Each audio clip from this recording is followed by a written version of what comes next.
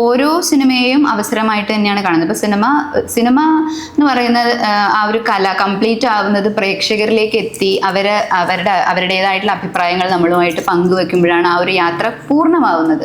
നമ്മൾ ചെയ്തു വച്ചു എന്നുള്ളിടത്ത് അത് കംപ്ലീറ്റ് ആവുന്നില്ല അല്ലേ? പ്രേക്ഷകരുടെ ഒരു അഭിപ്രായം കൂടി കിട്ടുമ്പോഴാണ് നമുക്കതിൻ്റെ ഒരു സന്തോഷം, അത് പോസിറ്റീവ് ആവട്ടെ നെഗറ്റീവ് ആവട്ടെ ഏത് രീതിയിലാണ് അത് അവരെ സ്വാധീനിച്ചിട്ടുള്ളത് എന്നുള്ളത് മനസ്സിലാക്കുക കൂടി ചെയ്യുമ്പോഴാണ് നമുക്കൊരു സന്തോഷം ഉണ്ടാവുന്നത്.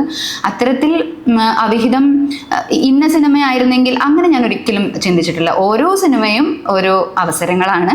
അവിഹിതം എന്ന് പറയുന്ന സിനിമ എന്നെ സംബന്ധിച്ചിടത്തോളം എനിക്ക് വളരെയധികം സന്തോഷം തന്നിട്ടുള്ള ഒരു സിനിമയാണ്. ഒരുപക്ഷെ ഞാൻ പ്രതീക്ഷിച്ചതിനേക്കാൾ എത്രയോ മുകളിൽ. കാരണം അതിൻ്റെ പേര് ഇങ്ങനെ ആയതുകൊണ്ട് തന്നെ പ്രേക്ഷകർ അത് ഏത് രീതിയിലായിരിക്കും എടുക്കുക എന്നുള്ളൊരു ടെൻഷൻ ഡെഫിനറ്റ്ലി ഉണ്ടായിരുന്നു.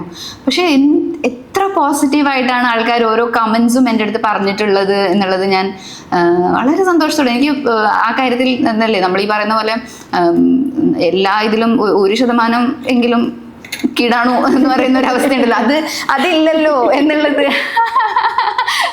എന്നെ വളരെയധികം സന്തോഷിപ്പിച്ചു. ഞാൻ വളരെ ഹാപ്പി ആയിരുന്നു ആ കാര്യത്തിൽ. എന്ത് രസമായിട്ടാണ് ആൾക്കാർ നമ്മളോട് കമ്മ്യൂണിക്കേറ്റ് ചെയ്യുന്നത് എന്ന് ഞാൻ ശരിക്കും അത്ഭുതപ്പെട്ടു പോയി.